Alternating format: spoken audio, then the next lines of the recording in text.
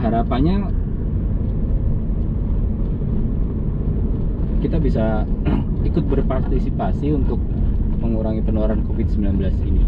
Kalaupun tidak bisa berpartisipasi aktif di lingkungan, paling tidak kita bisa menjaga diri kita sendiri atau keluarga kita dari penularan COVID-19 ini.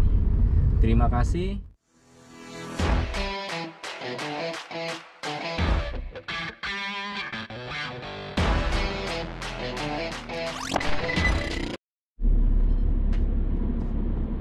Halo, assalamualaikum teman-teman All Bike Community dimanapun kalian berada.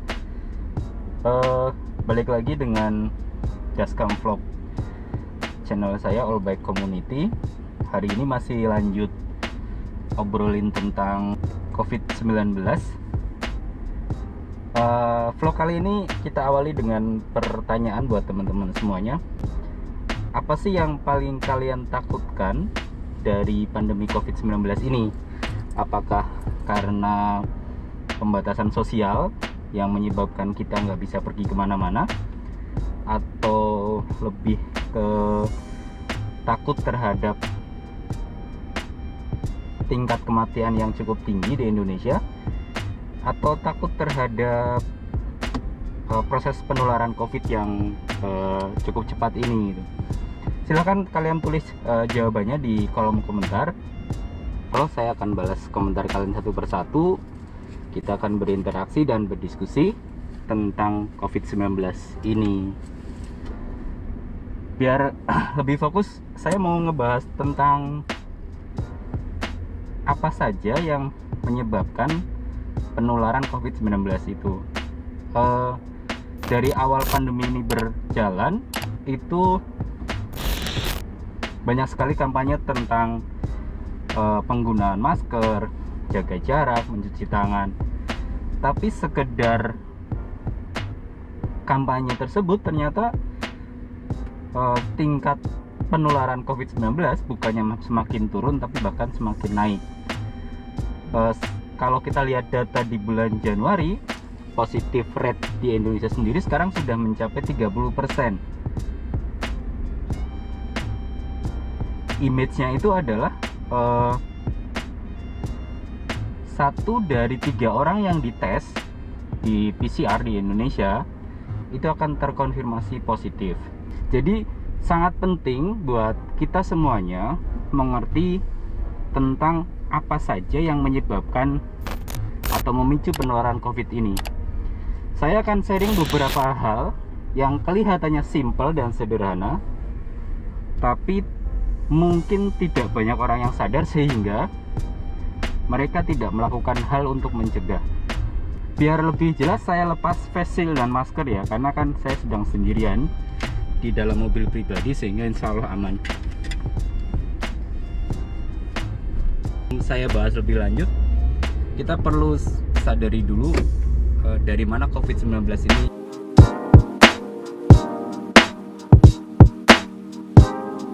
Pertama, COVID itu bisa menular dari orang menyebutnya itu droplet atau percikan ludah. Percikan ludah itu bisa muncul dari mulut, dari hidung. Terus pada kondisi tertentu, percikan droplet itu yang keluar dari mulut, keluar dari hidung itu masih bisa melayang di udara dan terhirup oleh orang lain. Sehingga walaupun tidak secara langsung berkontak fisik dengan orang lain, masih terjadi potensi penularan. Nah, dari situ kita bisa mulai menganalisis kira-kira apa sih hal-hal kecil di sekitar kita yang setiap hari kita lakukan dan berpotensi untuk memicu penularan COVID. Yang pertama, pada saat kita makan. Pada saat kita makan otomatis kita lepas masker dong. Nah, pada waktu melepas masker itu, kalau kita berinteraksi dengan orang lain, otomatis terjadi potensi penularan tersebut. Dan terkadang kita nggak sadar karena pada saat kita makan itu biasanya kita bersama dengan teman yang mungkin teman satu kerja, kita udah mengerti kehidupan dia sehari-hari seperti apa. Nah, itu berbahaya.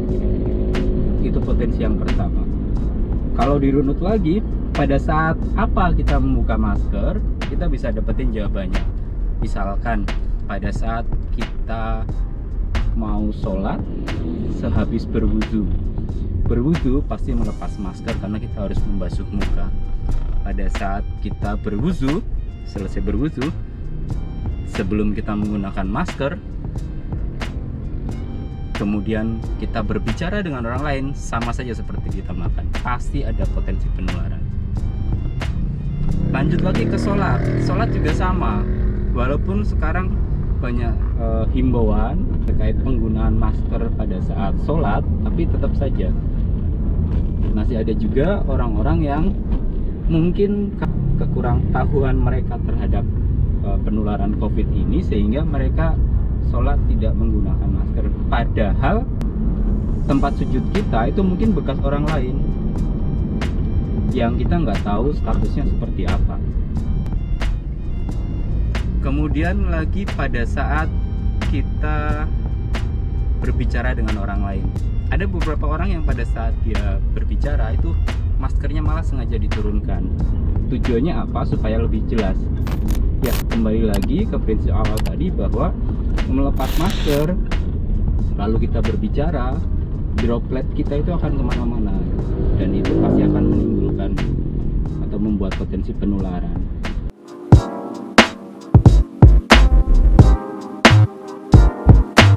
Potensi yang kedua berhubungan dengan kontak fisik secara tidak langsung. Maksudnya adalah virus COVID-19 ini itu dia bisa nempel di benda ya, dengan alasan tertentu. Misalkan benda itu bekas dipegang oleh orang yang terkonfirmasi positif COVID.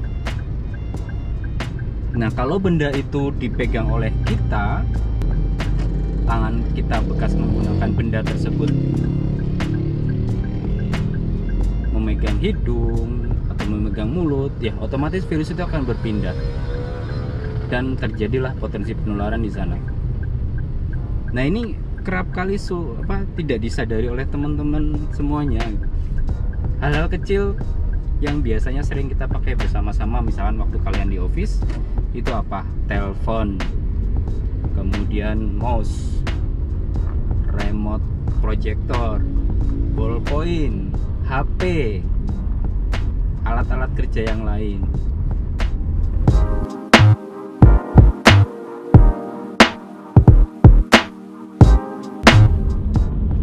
Yang ketiga, terkait dengan penularan di level keluarga. Kadang kita punya keluarga, entah jauh entah dekat, yang tinggal berbeda rumah dengan kita, dan suatu saat dia berkunjung atau bertamu atau bahkan sampai menginap. Kita nggak tahu status dia seperti apa ya, apakah dia OTG atau positif atau bahkan negatif. Nah, pada saat ada orang lain yang tidak tinggal serumah dengan kita dan menginap atau berkunjung ke tempat kita, itu terjadi potensi penularan, baik kontak fisik secara langsung, droplet, maupun kontak fisik tidak langsung.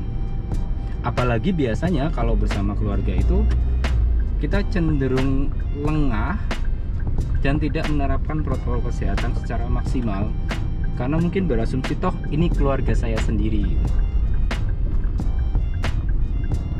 Yang terakhir adalah buat teman-teman yang bekerja, tetap bekerja, bukan bekerja dari rumah ya, bekerja di office, bekerja di lapangan atau yang lain.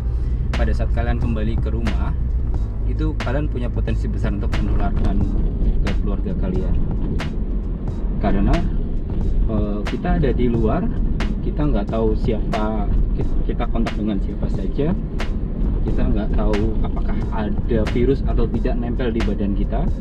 Pada saat kita pulang ke rumah, kondisi kita masih kotor, virus itu bisa nempel ke keluarga kita, istri, anak, ayah, ibu, saudara, dan yang lain. Ya, poin penting dari diskusi kali ini adalah kalau pengen menang melawan COVID, itu sebaiknya kita mengenali COVID secara lebih dalam, mencari tahu kelemahannya, dan menghindari hal-hal yang bisa memicu COVID-19 itu semakin berkembang. Dengan kita tahu kelemahannya, insya Allah kita akan menang perang melawan COVID-19. Teman-teman yang mungkin masih melakukan beberapa hal-hal sederhana yang berisiko tadi itu, silahkan kalian pelajari, kalian mapping apa aktivitas kalian sehari-hari yang bisa memicu penularan COVID-19, walaupun aktivitas itu terlihat kecil. Kondisi yang tadi saya sampaikan bukan sesuatu yang mutlak harus ya, karena itu berdasarkan pengalaman dan experience saya. Di situasi dan kondisi yang berbeda mungkin juga akan berbeda hasilnya. Tapi poin pentingnya adalah kembali lagi ke penerapan protokol kesehatan yang maksimal. Maksudnya maksimal adalah dimanapun, kapanpun, dalam situasi dan kondisi apapun, kita harus sadar, mengerti sepenuhnya hal-hal yang memicu penularan dan bisa menghindarinya. Demikian vlog hari ini. Minta maaf kalau terlalu banyak bicara. Silahkan kalian tanggapi di kolom komentar. Kita bisa berdiskusi secara positif. Kita bisa sharing hal-hal lain yang belum saya sebutkan yang bisa memicu penularan. Dan semakin banyak orang yang paham, insya Allah penyebaran COVID-19 akan semakin bisa kita kurangi. Hal-hal kecil seperti ini penting untuk kita bagi, karena faktanya masih banyak teman-teman di luaran sana, atau bahkan mungkin keluarga kita, teman-teman kantor kita yang masih belum sepenuhnya paham. Harapannya kita bisa ikut berpartisipasi untuk mengurangi penularan COVID-19 ini. Kalaupun tidak bisa berpartisipasi aktif di lingkungan, paling tidak kita bisa menjaga diri kita sendiri atau keluarga kita dari penularan COVID-19 ini. Terima kasih. Selamat sore. Assalamualaikum warahmatullahi wabarakatuh.